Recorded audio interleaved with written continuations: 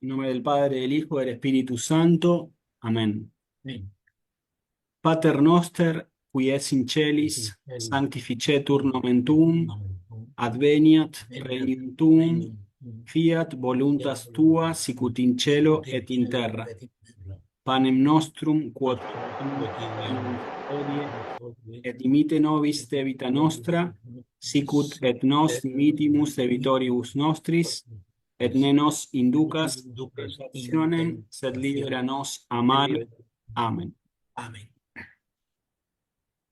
Muy bien. Bueno, con esto entonces iniciamos el curso.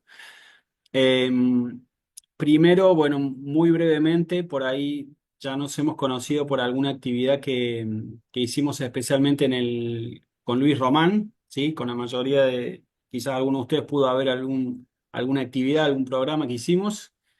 Pero bueno, muy brevemente me quiero presentar y comentarles algunas cositas personales que creo que por ahí pueden ser de utilidad para el curso.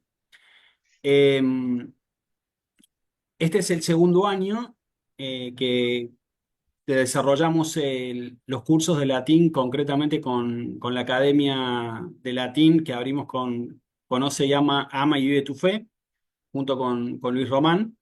Así que hemos podido aprender bastante el año pasado para que tratar de que sea lo mejor posible para que sean del mejor modo posible los cursos. En mi caso personal, dos cositas simplemente para contarles. Tuve la posibilidad, la gracia, no ningún mérito personal, pero de poder asistir a la misa tradicional desde muy chico. Eh, casi que no nací dentro de la misa tradicional, pero hay un dato que les quiero comentar como para algo anecdótico. Eh, Mi confirmación me la dio en uno de sus últimos viajes a Argentina, Monseñor Lefebvre.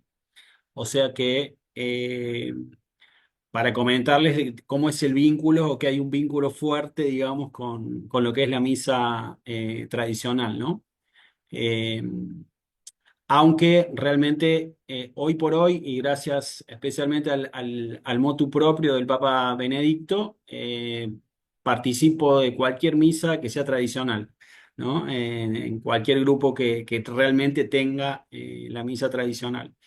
Pero bueno, desde muy chico sí pude conocer bien o tener la experiencia de la misa tradicional, especialmente, y acá nos empezamos a introducir un poquito en lo que se entiende como la misa de San Pío V, ¿sí?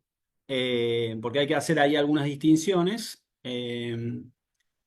A partir o la última misa tradicional, podríamos decir, fue o reconocida, fue la del Papa Juan XXIII, ¿sí? eh, que eh, crearon, podría decirse, o establecieron un misal que se conoce como el misal de Juan XXIII, ¿sí? Eh, Nosotros vamos a trabajar algo de esto. Sí les quiero comentar que hay algunas diferencias entre lo que es la misa de San Pío V y la misa del Papa Juan XXIII, ¿sí? Si bien se conoce y vieron como el misal de 1962, el último misal, digamos, ¿no? Pero nosotros vamos a trabajar o vamos a estudiar especialmente la misa más tradicional de todas, que es la del Papa, perdón, justamente, perdón, la del Papa San Pío V, ¿sí? Y vamos a hacer como les comento, alguna referencia también a lo que es eh, en algunos detalles que son mínimos realmente, pero existen, de la misa tradicional del misal de 1962, ¿sí? Van a surgir seguramente algunos interrogantes con el tema de los misales, con algunos quizás ya lo hemos conversado, pero bueno, como estamos introduciéndonos, comentarles algunas cositas. Eh, Cualquier misal anterior a 1962 les puede servir, ¿sí? Especialmente para hablar de la misa de San Pío V, ¿sí? Si ustedes tienen un misal, por ejemplo, posterior a 1962, habría que ver en esos detalles a ver si realmente es el misal de San Pío V o si ya tiene la reforma, la breve reforma, podría decirse, del Papa Juan XXIII, ¿sí? Así que ya les digo, por ejemplo, en mi caso personal, el año pasado, cerca de fin de año, conseguí rescatar dos misales que estaban archivados, casi a punto de tirarse, podría decirse, de 1950 y 1940 y pico. Esos dos misales son tradicionales, sirven, digamos, son como reliquias, podría decirse, ¿sí? Así que si ustedes consiguen algún misal de esos, les van a ser de utilidad le podrían ser de utilidad para el curso, ¿sí? Bueno, y el otro puntito, brevemente, personal de mi currículum, podría decirse, bueno, tuve la gracia también, no lo elegí yo, de poder estudiar latín también desde muy chico, ¿sí? Más o menos desde los 11 12 años, ingresé a un colegio en la provincia de Córdoba, en Argentina, ¿sí? Un colegio dedicado a la Virgen de Montserrat, ¿sí? El Colegio Nacional de Montserrat, Córdoba, ¿sí? Acá hay algunos cordobeses, creo, así que lo conocerán bien, o argentinos, que es un colegio conocido en Argentina. eh, y bueno, en este colegio teníamos latín desde primer año en adelante, digamos. Así que tuve esa posibilidad de estudiar latín desde muy chico y bueno, ahí surgieron algunas cuestiones que por ahí les voy a ir comentando en relación al latín que yo estudiaba en el colegio, de lunes a viernes podría decirse, y lo que sucedía el domingo en misa. Ya algunas anécdotas les voy a contar, especialmente relacionado con el tema de la pronunciación, por ejemplo, ¿no? Eh, bueno, respecto al curso, un comentario general. No vamos a necesitar ningún contenido, ningún material en especial, salvo el misal, ¿sí? Si ustedes pudieran conseguir el misal, eso creo que sería lo único que les pediría. Después el resto del contenido yo se los voy a compartir, ya sea tanto en la clase o bien enviándolo al grupo, ¿sí? Otro comentario general, las clases son grabadas, así que cuando termina la clase, cuando se termina de subir el video, yo lo subo a mi canal de YouTube y se los voy a compartir a ustedes. O sea que si no les llega el video, es porque hay algún problema que no es mío, ¿no? ¿Sí? Les comento esto porque pasó recién que yo había enviado, venía avisando que iniciábamos hoy, que iba a enviar el link y a alguno no le llegó. Lamentablemente no sé qué pasa con WhatsApp, pero pasa esto. Entonces sepan que en ese caso me pueden escribir para que se los mande, para que les envíe lo que haya de contenido, ¿sí? Muy bien. Bueno, y ahora sí metiéndonos un poquito en contenido. ¿Qué vamos a estudiar nosotros? ¿Cuál va a ser un poco la propuesta de este curso y si Dios quiere los que vengan? Eh, en primer punto, eh, vieron que se llama el curso el Latín en la Misa, Latín en la Misa uno en este caso, ¿sí? Habría que extender el título y decir Latín en la Misa Tradicional uno sería, ¿no? ¿Eh? Entonces, en primer lugar, vamos a intentar el mejor conocimiento posible de la misa tradicional, ¿sí? Para esto también hablemos con algunos de ustedes, hemos conversado el tema del misal. Vamos a tratar en la medida de lo posible de explicar, ¿sí? El misal tradicional en sus partes, digamos, ¿no? Vieron que, por ejemplo, en la misa tradicional están las oraciones al pie del altar que no están en la misa nueva. Entonces, eso tiene un momento, una parte, un lugar específico en el misal que es fácil de identificar. Pero después las lecturas y todos los distintos momentos va variando y eso sí es bueno, si se puede, conocer un poquito el detalle, ¿sí? Eh, el segundo punto es el latín, ¿sí? Así que vamos a ver la aplicación del latín en la misa tradicional, ¿sí? En ese caso vamos a meternos concretamente en los aspectos que se relacionen al latín aplicado a la misa, ¿sí? Y por último, un tercer punto que no va a ser el principal, pero seguramente algún comentario va a surgir y a ustedes también les van a surgir observaciones personales o conclusiones personales relacionadas con el curso, ¿sí? Que tiene que ver con una breve historia de lo que es la misa tradicional y especialmente por las reformas, ¿sí? Que hubo con la misa tradicional. Por ejemplo, brevemente, hay un gran momento en la misa tradicional que desapareció en el Novus Sordo, que son lo que les decía recién, las oraciones al pie del altar. Entonces, el que no ha podido conocer la misa tradicional, cuando veamos los videos o los distintos momentos, se va a encontrar quizás con una sorpresa en este punto, ¿sí? Porque vamos a ver en los videos, por ejemplo, que el sacerdote no ingresa directamente al altar, sino que hay una serie de oraciones previamente a ingresar al altar, ¿eh? Y que demoran, son algunos minutos iniciales, ¿sí? Entonces, son detalles en los que ustedes seguramente van a comparar, ¿no? Y lo que tiene que, y especialmente para los que por ahí tienen la posibilidad, o tienen o van a la misa no sordo, esto todavía se va a acentuar mucho, ¿sí? Ir viendo las diferencias, ¿sí? Muy bien. Entonces, para aclarar entonces, un punto importante, este curso no va a ser solamente un curso para pronunciar bien el latín, eso es un tema que es importante aclararlo, ¿no? Sí, o sea, vamos a apuntarle en la parte de ejercitación, en la propuesta del curso, a que ustedes afiancen lo mejor posible, ¿sí? Con la práctica, ejercitación, etcétera, pero no es lo único, ¿sí? No es el único objetivo del curso, ¿sí? Así que bueno, creo que con esos puntos que están obviamente relacionados, vamos a ir comenzando el curso para tener aclarado, ¿sí? Otro temita, el último, ¿no? Tengan presente que es un curso desde cero, ¿sí? Seguramente algunos de ustedes que también ya nos conocemos, hemos conversado, tengan alguna base, entonces por ahí en ese caso van a tener quizás una ventaja, pero bueno, damos como por supuesto que el curso es propiamente desde cero, ¿sí? Bueno, entonces yo les voy a compartir ahora, a ver un segundito, algunas imágenes con las que vamos a comenzar.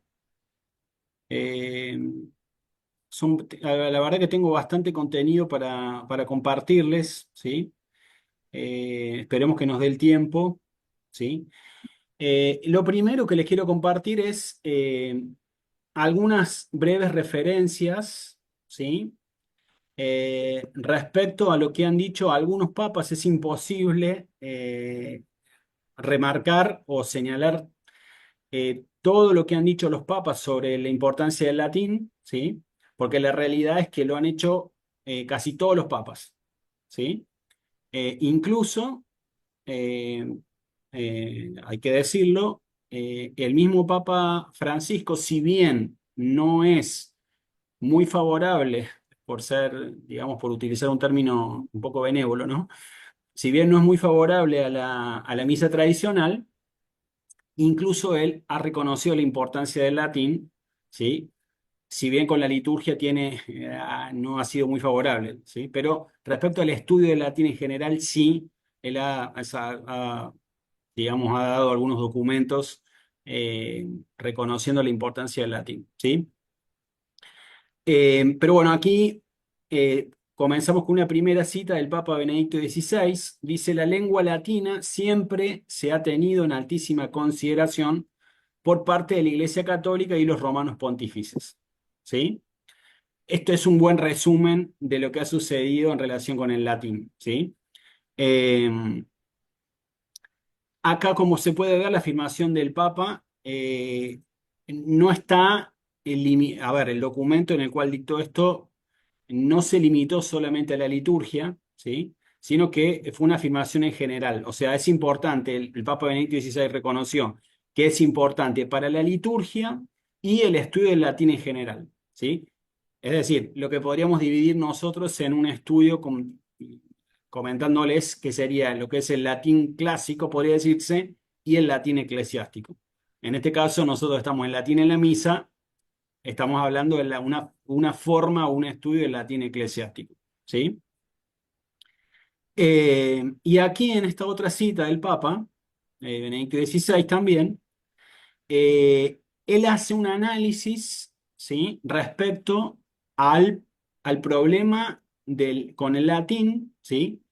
Y otra vez, no solamente referido a la liturgia, sino en general. O sea, está abarcando los dos puntos. Insisto, lo que sería una consideración del estudio del latín en su forma clásica, todo lo que tiene que ver con la gramática, etcétera, y el estudio del latín eclesiástico, concretamente. ¿Sí? Y fíjense que acá dice, en la cultura contemporánea se percibe en el contexto de un decaimiento generalizado de los estudios humanísticos, el peligro de un conocimiento cada vez más superficial de la lengua latina. ¿Sí? Habla de un conocimiento superficial, digamos, ¿no? Verificable también, acá entra el punto que es interesante, también, o sea que lo incluye, en el ámbito de los estudios filosóficos y teológicos de los futuros sacerdotes. Es decir, él señala dos problemas. Por un lado, que hay un decaimiento generalizado del estudio humanístico, pero todavía esto se agrava cuando se refiere a lo que van a ser los futuros sacerdotes. ¿Sí? Un problema en el ámbito filosófico y en el ámbito teológico. ¿Sí? Es decir, nuevamente el Papa se está refiriendo a dos ámbitos respecto al estudio del latín. ¿Sí? Y por último, en relación a la referencia de los papas, ¿sí? Les quiero compartir esta cita ¿eh? del Papa Juan XXIII, ¿sí? En una constitución apostólica que se llamó Veterum Sapientia. ¿Eh? Eh, es curioso, o a algunos les podría llamar la atención, la referencia a Juan XXIII, ¿sí? Porque Juan XXIII sabemos que es quien abre el Concilio Vaticano II, que entre una de sus consecuencias va a tener el ataque a lo que es la misa tradicional, ¿sí? O la reforma de la misa tradicional, ¿no? Eh, Continuado después por Pablo VI, especialmente, ¿no? Por el Papa Pablo VI. Pero poco tiempo antes de que inicie el concilio, en el año 1959, dicta el Papa esta constitución apostólica. Es decir, parece ser que el Papa tenía ya la advertencia de que algo estaba pasando con el latín también en el ámbito eclesiástico, ¿sí? Después, pocos años después del 1959, que es esta Constitución Apostólica, se inicia el Concilio Vaticano II y van a hacer todo lo contrario a lo que dice acá.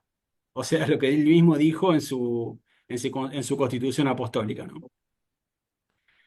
Dice la cita, no hay nadie que pueda poner en duda la especial eficacia que tienen tanto la lengua latina en general como la cultura humanística para el desarrollo y formación cultural de los jóvenes, pues ella cultiva, madura, perfecciona las principales facultades del espíritu, proporciona agilidad mental y exactitud en el juicio, desarrolla y consolida a las jóvenes inteligencias para que puedan abarcar y apreciar justamente todas las cosas, y finalmente enseña a pensar y a hablar con un gran orden. ¿Sí? Esto lo dijo el Papa Juan XXIII. ¿Sí? Obviamente también él reconoció la importancia que tenía para la liturgia. De hecho, como les comentaba antes, está también el misal de Juan XXIII, que es el famoso misal de 1962. Quizás alguno de ustedes tiene un misal que tiene el número 1962. Abajo en la partecita, en la tapa, abajo, el año 1962. Bueno, pequeño paréntesis. Ese misal de 1962 es curioso que tiene elementos que pertenecen a San Pío V. Que nosotros vamos a ir viendo con el avance del curso, ¿sí? Pero bueno, acá el Papa Juan XXIII reconoció la importancia que tiene el estudio del latín en general y obviamente también aplicable a la liturgia, ¿sí? Eh, Quiero pasar esta partecita porque son detalles que van a ir surgiendo, ¿sí? Comentarios, nos iríamos un poquito quizás de tema, pero bueno, quiero comentarles brevemente también para comprender o para ver cómo va a ser el enfoque también de lo que vamos a ver en el curso, ¿no? Eh, en el misal de San Pío V, para hacer un resumen de algunas de las imágenes que estaban recién, lo que nosotros vamos a encontrar es una estructura de la misa contraria a lo que se está observando hoy, que es todo esto de la sinodalidad, por ejemplo. ¿Sí? Tiene que ver, por eso le decía que no es un curso solamente para pronunciar, sino que hay cosas del misal que se entienden mejor cuando, o sea, cuando uno comprende cuál es lo que se llama, digamos, la forma mentis del misal tradicional. ¿Sí? La estructura o lo que hay detrás, ¿sí? Por ejemplo, el misal tradicional tiene una estructura jerárquica, ¿sí? ¿Eh? ¿Dónde se observa esto? Por ejemplo, bueno, por mencionarles un ejemplo simplemente, en la oración del confiteor que se reza al pie del altar, el sacerdote reza el primer confiteor y los fieles rezan el segundo confiteor. Los que conocen la misa tradicional reconocen bien este momento, ¿sí? ¿Por qué sucede así? Porque el que primero pide perdón es el sacerdote. Hay una jerarquía en la misa, no es que somos todos iguales y es una participación en la cual no hay distinciones, diferencias, y no es así la misa tradicional, ¿sí? Lo mismo en algunas oraciones que vamos a verlas, las inicia el sacerdote y los fieles participan desde un determinado momento, pero lo inicia el sacerdote de la oración. Por ejemplo, el Gloria in excelsis Deo, ¿sí? No empezamos todos juntos rezando el Gloria, ni rezamos todos juntos el Pater Noster. ¿Me explico? O sea, son detalles que... Entonces, para comprender la misa tradicional hay que sacarse la idea de esto que se ve acá, que es, como pueden ver ustedes acá, una mesa redonda en la cual todos opinan, todos participan y no hay ninguna jerarquía, podría decir. Es lo que se está hablando con la iglesia sinodal, últimamente, con que se repite tanto, ¿no? ¿Eh? O como pueden ver en la imagen anterior, en el que el Papa, en definitiva, dentro de la mesa redonda es uno más. Esto no es tradicional, concretamente. ¿Sí? ¿Eh? Por eso es tan difícil equiparar los dos misales, como algunos dicen. Bueno, hay que lograr que entender tanto que está la misa nueva como la misa tradicional. Son dos cosas totalmente distintas. ¿Sí? Eso es lo que vamos a encontrar en el misal. ¿Sí? Tradicional. Bueno, en este cuadrito eh, hay algunos detalles del curso, ¿sí? Que yo quisiera comentarles. Y bueno, cualquier comentario que ustedes quieran hacer o pregunta, podemos también incorporarlo, ¿sí? Concretamente, vamos a estudiar entonces, como les decía al principio, la misa tridentina, ¿sí? Esta es la misa que se conoce como de San Pío V. No porque la haya creado el Papa San Pío V, sino porque el Papa San Pío V lo que hace es reordenar, podría decirse, la misa, ¿sí?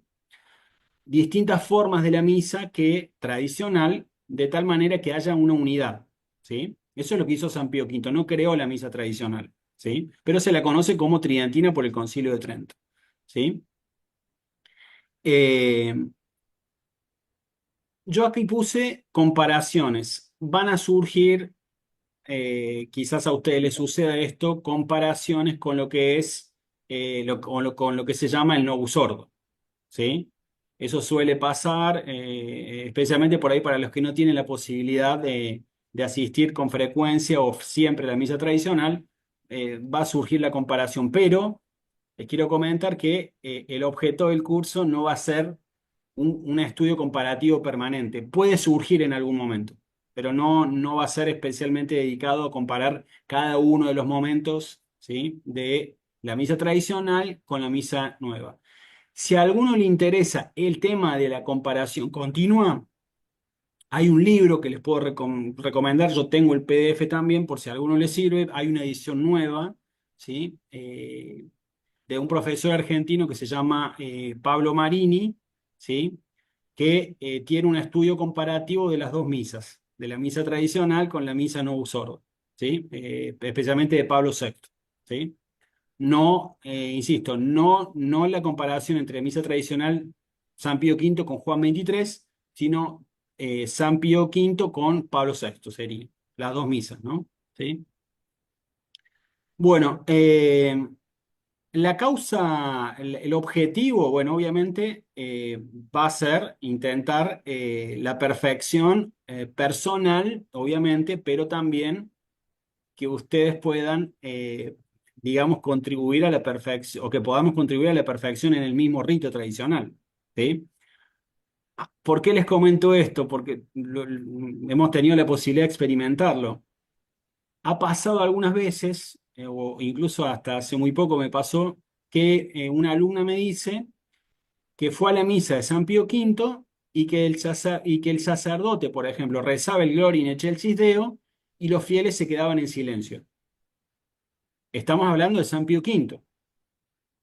Y me pregunta la alumna, no, usted nos dijo que nosotros podíamos, no es que, a ver, en la clase vimos, dice, que se podía participar en el Gloria in excelsis Deo, y el sacerdote no lo sabía, y el acólito tampoco lo sabía, entonces se quedó en silencio. Bueno, en el Gloria in excelsis Deo nosotros sí podemos participar, ¿sí? Desde un momento determinado no podemos iniciar con el sacerdote la oración, pero hay una parte en que la inicia el sacerdote y los fieles pueden participar. Entonces, la alumna fue y le dijo al sacerdote y el sacerdote dijo, no lo sabía, dijo. Entonces, bueno, es una forma de contribuir al bien común, ¿no? De mejorar por ahí en los que están conociendo la misa, incluso sacerdotes, para que conozcan mejor la misa tradicional. Eh, Como les comentaba, el curso es desde cero, ¿sí? Entonces, la intención es avanzar progresivamente desde el principio de la misa, ¿sí? ¿Eh? Para esto les quiero comentar una cosa. Vamos a tener algunas clases introductorias para conocer el detalle de lo que es concretamente la pronunciación eclesiástica, ¿sí? No la pronunciación del Imperio Romano, podríamos decir, ¿sí? Les comento esto y un pequeño paréntesis. Hay que tener cuidado con YouTube porque dan vueltas videos, incluso en el ámbito eclesiástico, en los cuales se pronuncia el latín clásico, ¿sí? Incluso para la liturgia. ¿Por qué les comento esto? Lo tengo que mencionar porque, bueno, es uno de los ejemplos que me he encontrado en YouTube. Hay un grupo de música que se llama, que quizá ustedes han escuchado hablar, que se llama Arpa Dei. Cantan muy bien, pero Arpa Dei no pronuncia el latín eclesiástico exclusivamente. A veces mezclan las pronunciaciones. Entonces hay elementos de un latín germánico, podría decirse, que es parecido al latín clásico, y hay unas partes en que ellos pronuncian pronunciación eclesiástica. Bueno, mezclan. Entonces hay que tener cuidado con eso porque puede confundir. ¿Sí? Ahora, los libros, los videos de la misa, por ejemplo, todos los videos que yo les comparta van a ser exclusivamente de pronunciación eclesiástica. ¿Sí? No va a haber nada de mezcla de pronunciaciones. ¿Sí? Nosotros vamos a arrancar desde cero, conociendo los detalles también de la pronunciación eclesiástica. Entonces, quizás va a haber alguna referencia. Bueno, el romano clásico, por ejemplo, no decía veritas, verdad, sino que decía veritas. Bueno, pero va a ser como un comentario de color. Lo que nos importa es veritas, ¿sí? La palabra en pronunciación eclesiástica, ¿sí? Y así con distintas palabras. No vamos a estudiar las reglas en detalle de cada pronunciación, ¿sí? Porque eso es más tedioso. Si vamos a ir a los textos directamente, o a las palabras que tienen que ver con la misa. Entonces, por ejemplo, las palabras iniciales de la misa, el Salmo 42, por ejemplo, Iudicame Deus et discerne causam meam, bueno, todas esas palabritas, ¿sí? Las vamos a ir estudiando, ¿sí? Eh, ¿Cuál es un consejo que me permito sugerirles? La importancia de la repetición, ¿sí? Para eso, la propuesta del curso, y creo que es una de las ventajas que estamos ofreciendo, es que ustedes, los que quieran, puedan enviarnos, o enviarme en este caso, su ejercitación, ¿sí? Por ejemplo, vamos a ver las oraciones iniciales, esto va a ser privado, no vamos a hacer nada, digamos, de lectura en público, ¿sí? En la clase. Pero el que quiera, por ejemplo, enviar su audio respecto a la pronunciación de lo que vamos viendo, lo puede hacer tranquilamente, ¿sí? Para que veamos cómo se va avanzando, ¿sí? No es obligatorio, no es condición sine qua non para continuar el curso, pero sí es recomendado, ¿sí? Especialmente porque por ahí el ojo, el oído externo ayuda por ahí a corregir detalles, ¿sí? Entonces, ese punto creo que puede serles de utilidad. Y por otro lado, porque no es un curso en el cual mandamos un video y se terminó, no es la idea, ¿sí? O no es la propuesta. Después cada uno puede elegir si le es suficiente con escuchar el video o escuchar la clase, bueno, cada uno elige ahí, ¿no? ¿Sí? Eh, la propuesta del curso